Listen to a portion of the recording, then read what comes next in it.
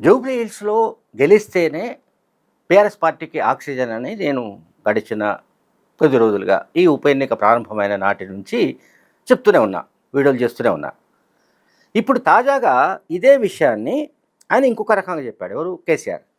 BRS party అధ్యక్షుడు, మాజీ ముఖ్యమంత్రి కేసీఆర్ జూబ్లీ హిల్స్ ఉప ఎన్నికలో గెలిస్తేనే పార్టీకి భవిష్యత్తు ఉంటుంది అని చెప్పాడాయన. అంటే గెలవకపోతే పార్టీకి భవిష్యత్తు లేదని తేల్చేశాడాయన. గెలవకపోతే అని మాట్లాడలేదు ఆయన. అట్లాగే గెలవకపోతే పార్టీకి మనుగడ లేదని మాట్లాడలేదు.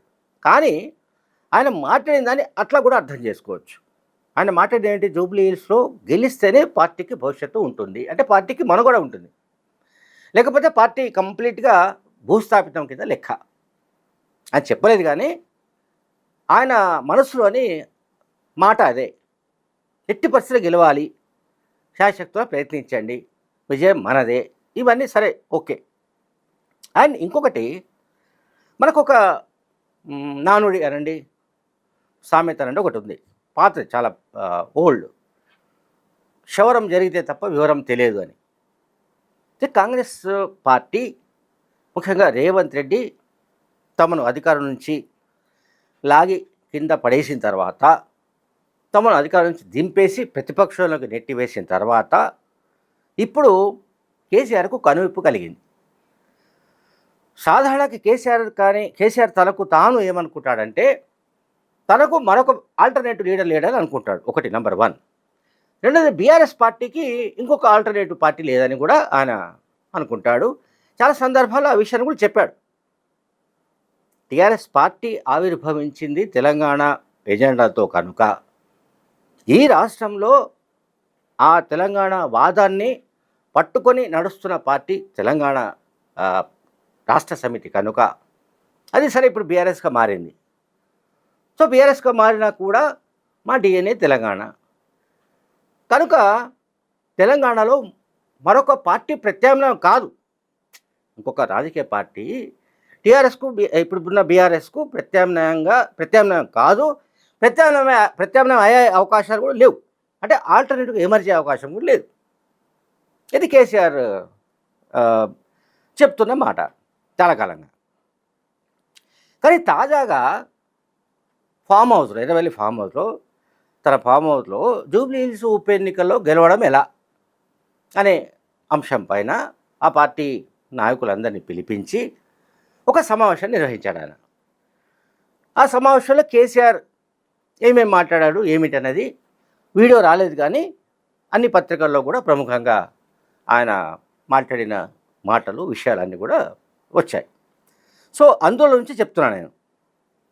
అందులో ఆయన ఏం చెప్పాడంటే, కాంగ్రెస్ పార్టీకి ప్రత్యామ్నాయం బీఆర్ఎస్ పార్టీయే. చూడండి, గతంలో ఆయన చెప్పింది ఏమిటి? అసలు బీఆర్ఎస్ పార్టీకి ప్రత్యామ్నాయమే లేదు.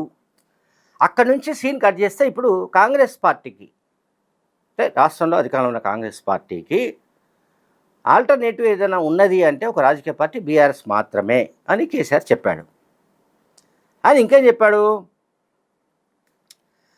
జూబ్లీ హిల్స్ గెలుపు, ఈ బై ఎలక్షన్స్లో గెలుపు అనేది ఇది తెలంగాణ భవిష్యత్తును డిసైడ్ చేస్తుంది.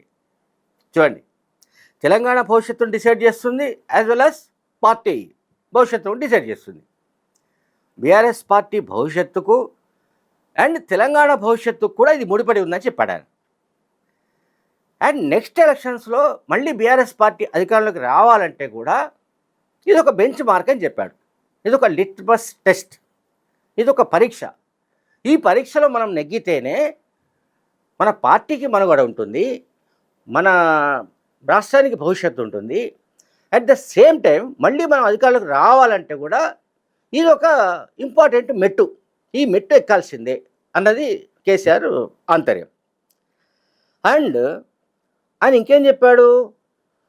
పాపం కేసీఆర్ గురించి, కేటీఆర్ గురించి, లేకుంటే హరీష్ రావు గురించి, మరొకరి గురించి, ఆ పార్టీ నాయకుల గురించి మనం పదే పదే మాట్లాడాల్సిన విషయాలు ఏం లేవు. ఎందుకంటే పాపం వాళ్ళు చాలా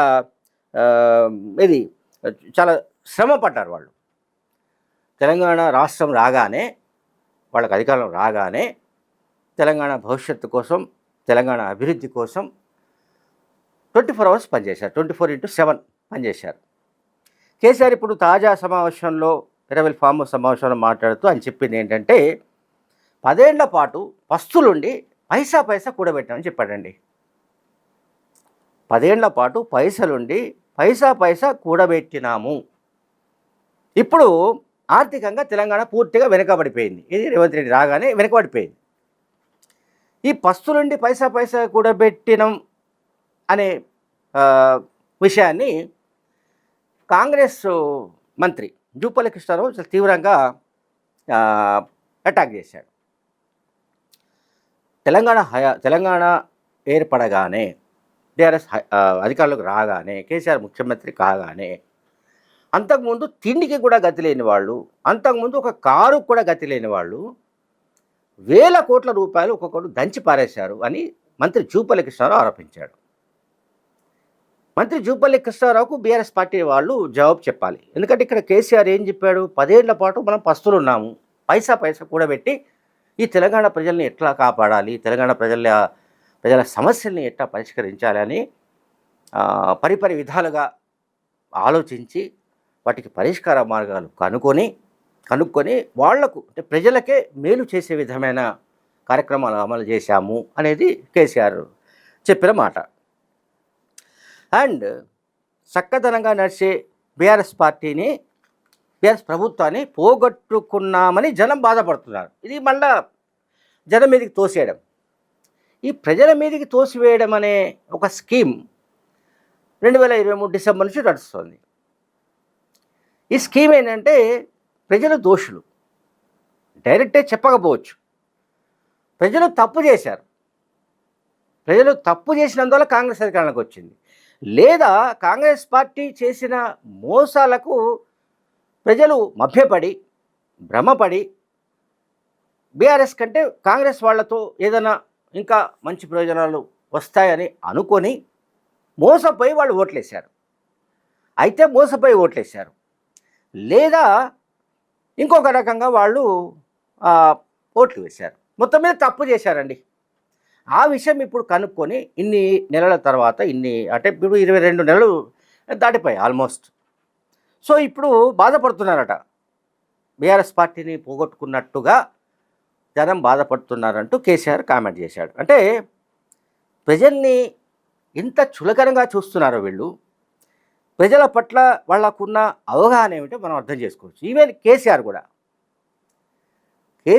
ప్రజల గురించి పదే కేసీఆర్, కేటీఆర్, హరీష్ రావు ఎవ్వరు మాట్లాడినా ఇదే, ప్రజలు తప్పు చేశారు, మమ్మల్ని ప్రతిపక్షంలో కూర్చోబెట్టారు, అసలు మేము కదా పర్మనెంట్ ఉండాల్సింది, అధికారంలో మేము పర్మనెంట్గా ఉండాలండి, మేము శాశ్వతంగా అధికారంలో ఉండాలి, కానీ మధ్యలో ఈ కాంగ్రెస్ పార్టీ ఇంకో పార్టీ అంటే వీళ్ళు ఎట్లా ఉంటారు, ఎందుకు వస్తారు, వీళ్ళని ఎట్లా గెలిపిస్తారు అనేది వాళ్ళకి చాలా బలంగా ఉంది.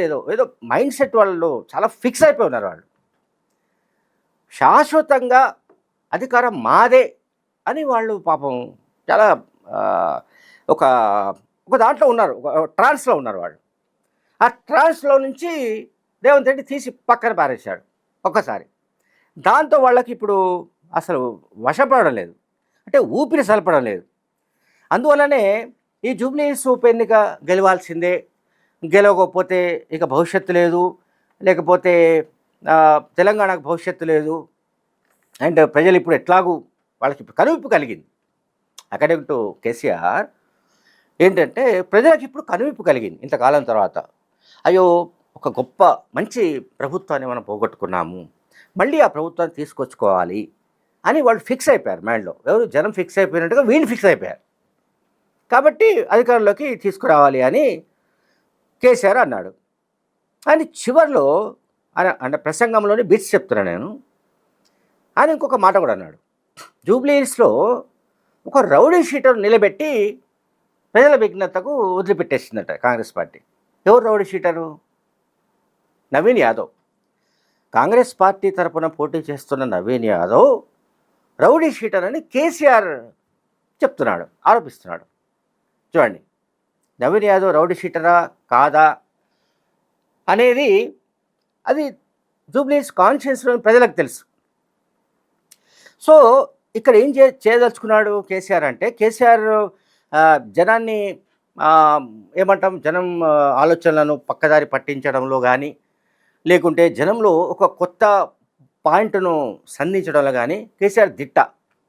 అందుకే ఆయన ఈ రౌడీ షీటర్ అనేది మళ్ళీ ఎత్తుకున్నాడు. చాలామంది మాట్లాడుతూనే ఉన్నారు. Naveen Yadav rowdy sheeter and వాళ్ళ తండ్రి రౌడీ షీటరు శ్రీశైలం యాదవ్. కనుక రౌడీ షీటర్‌కి ఎట్లేస్తారండి ఓట్లు? వేస్తే మాగంటి సునీతకు వేయాలి. సో దీనివల్ల వాళ్ళు అంటే ఇక్కడ మనం ఏం అర్థం చేసుకోవాలంటే బీఆర్ఎస్ హయాంలో ఆ 10 ఏళ్ల పాటు జూబ్లీహిల్స్ నియోజకవర్గంలో వాళ్ళు ఉరగబెట్టింది ఏమీ లేదు. కనుక వాళ్ళు ఇప్పుడు ఏం చేస్తున్నారంటే ఒకటి నవీన్ యాదవ్ రౌడీ షీటర్గా ఎస్టాబ్లిష్ చేయాలి, ప్రజల్లో ప్రచారం చేయాలి. రెండోదేమో ప్రజలు బీఆర్ఎస్ను ఓడించి తప్పు చేశారు, ఇప్పుడు తెలుసుకొని బాధపడుతున్నారు. ఈ విషయాలను ప్రాపగండా చేయడానికే కేసీఆర్ ప్రయత్నిస్తున్నట్టుగా, కేటీఆర్ ప్రయత్నిస్తున్నట్టుగా నాకు అర్థమవుతోంది. Thank you very much.